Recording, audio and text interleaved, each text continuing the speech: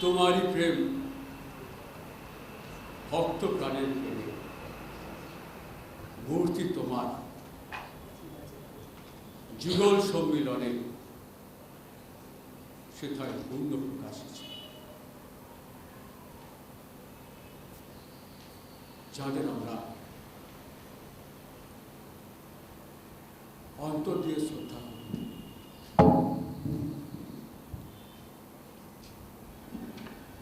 तारा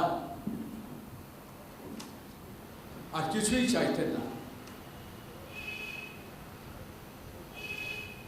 শুধুমাত্র ঈশ্বর সান্নিধ্য।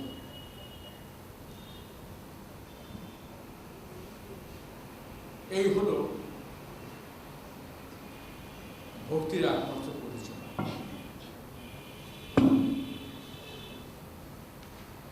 তাই বিশ্বকবি গেয়েছেন, মূর্তি তোমার যুগল সম্মিলনে সেথায় পূর্ণ প্রকাশিছে। সেই ভক্ত আর ভক্তবৎসল সাধক এবং তার সাধনের তার অন্তর্জাল একাকার হয়ে যায়। সেই সাধকের মধ্যে, সেই মহাপুরুষের মধ্যে দিয়ে আমরা জীবন ও দেবতার প্রকাশ পাই। তারা সবাই এই কথা বলে গেছেন আমাদের, আমরা যা পেয়েছি তোমরাও তাই পাবে। আপাত দৃষ্টিতে এই কথাগুলি যদি বলি হাস্যকর মনে হয়। আমাদের চেষ্টার অভাব। এই উৎসবের দিনে অন্তর্যামী দেবতা আমাদের প্রাণ ভরে প্রেরণা দিচ্ছেন যে তারা যা পেয়েছেন আমরাও তাই পাব। আমরা যদি দেবতার দান প্রত্যাখ্যান করি, আমরা যদি বহির্মুখী হই, অন্তর্যামী কষ্ট পাবে। তাই আজকে সবাই যেন আমাদের অন্তর্যামীর কাছে প্রতিশ্রুতি দিতে পারি যে তার সান্নিধ্য লাভের জন্য আমরা সর্বদা মগ্ন থাকার চেষ্টা করি।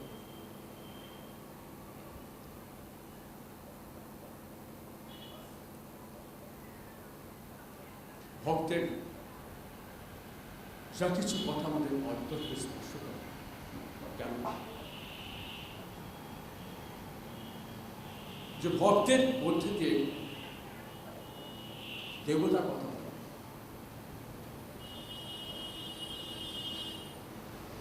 মহাত্মা রামমোহন যখন তার সেই আত্মীয় সভায় বসে উপাসনা করতেন, দরদর করে তার চোখ দিয়ে জল পড়ত, তার বৃহৎ সেই বুকখানি জলে ভেসে যেত। 1914 খ্রিস্টাব্দে তিনি চাকরি থেকে অবসর গ্রহণ করেন। তখন তার বয়স মাত্র 40 বছর। ঠিক করেছিলেন যে সবার মঙ্গল করবে। আপার সার্কেলের রোডে একটা বাড়ি কিনলেন, সেই বাড়িটি এখন আছে, মনে হয় সেটি বোধহয় এখন পুলিশ থানা কি পুলিশের কোনো অফিস। সেখানে তার নিকট আত্মীয়দের ডেকে আত্মীয় সভা শুরু করেন, প্রতিবেশীরাও যোগদান করেন। কিন্তু তখন যারা হিন্দু আচার অনুষ্ঠান নিয়ে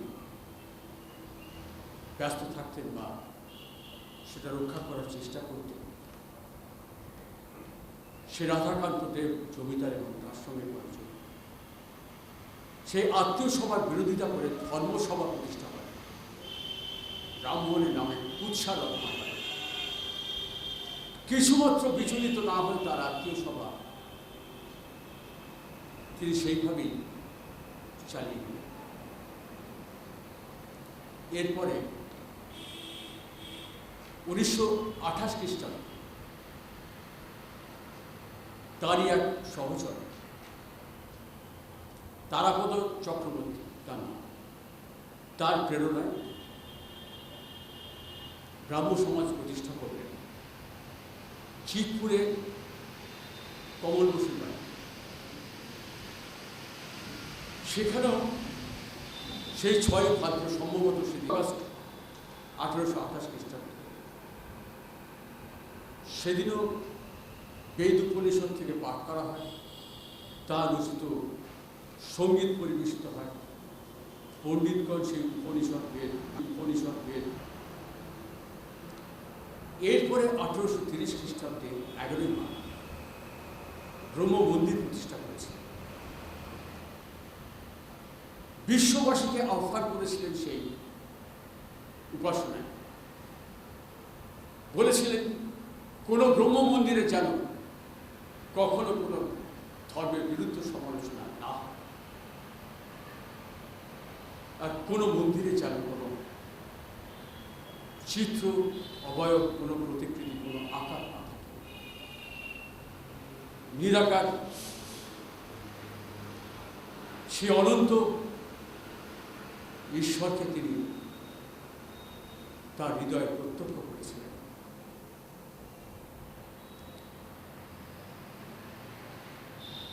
তাই আমরা সর্বদাই মনে করি কাউকে বাদ দিয়ে আমাদের ব্রাহ্ম সমাজ নয়। রামমোহন বলতেন সবাইকে, কেউ তোমরা আমাদের থেকে দূরে নাও। বলতেন আওয়ার্স ইজ দ্য ইউনিভার্সাল ব্রাদারলিহুড। বিশ্ব ভ্রাতৃত্বের বন্ধনে আমরা বাধা আছি। কি উদারতা কল্পনা করতে পারি।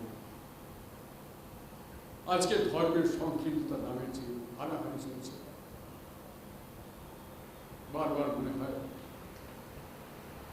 রাজস্বী থাকলে হয়তো কোনো সূত্রপাতি হতো,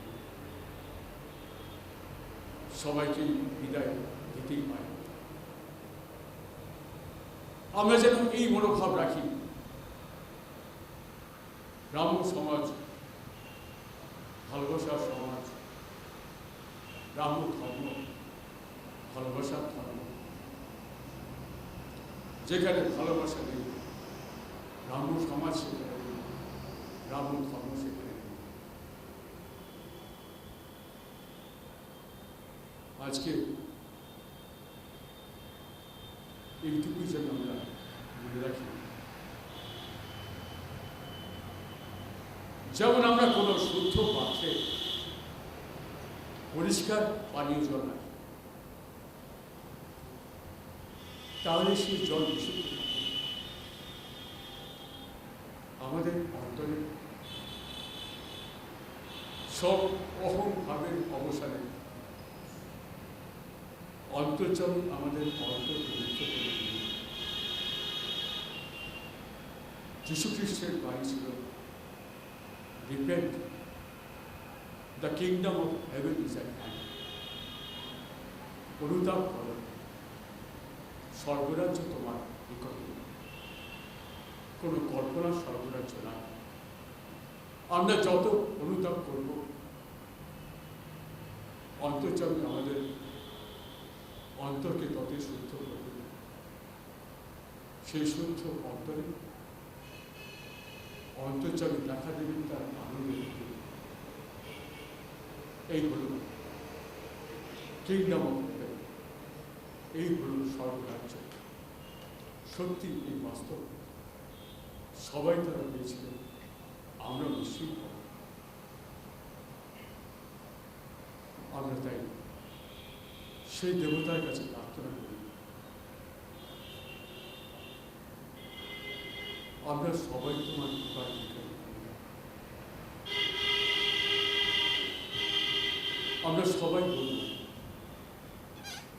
আমার অক্ষয় অমৃত অমৃত, তুমি আমাদের অক্ষয় বাণী শুনিয়েছ, তুমি আছো, কখনই ছেড়ে যাবে। আমরা কি তোমার কাছে শপথ গ্রহণ করতে পারবো না যে আমরাও তোমার কাছে থাকব? তাই বিশেষভাবে আমরা তোমার কাছে এই করুণাই চাইছি, উৎসবের দিনে এই আজ থেকে প্রত্যেক মুহূর্তে তুমি আমাদের সবাইকে কাছে নাও। প্রার্থনা করতে ভুলে গেলে মনে করিয়ে দিও, শুধু প্রার্থনা তুমি আমাদের ডুবিয়ে রেখো। আমি বলব আমার অক্ষয় অমৃত তোমার মঙ্গলের ইচ্ছা পূর্ণ করো। আমাদের শ্বাসে প্রশ্বাসে তোমার মঙ্গলের মধ্যে ভালোবাসার মধ্যে আর সবার উপরে তোমার আনন্দ মধ্যে তোমার দর্শন ভাবে আমাদের উৎসবকে তুমি সার্থক করো। তোমার মঙ্গল ইচ্ছা আমরা তোমার কাছে সবাই এই আশীর্বাদ চাইছি।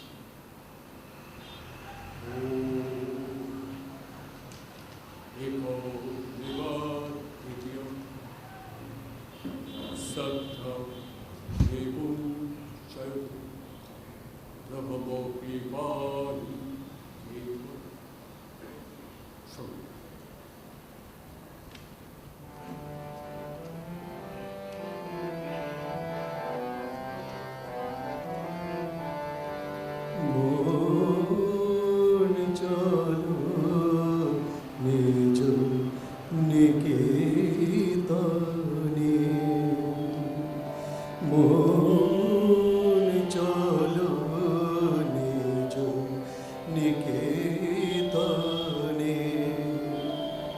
সংসারে বিদেশে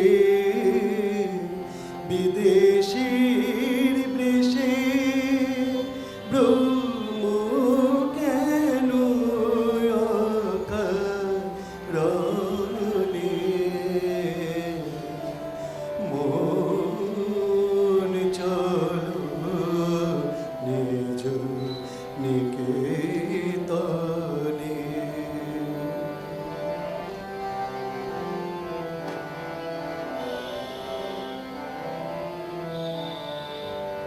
বিষয় পঞ্চক আরিভূত সব তোরে পর কেহ নয় আপন। বিষয়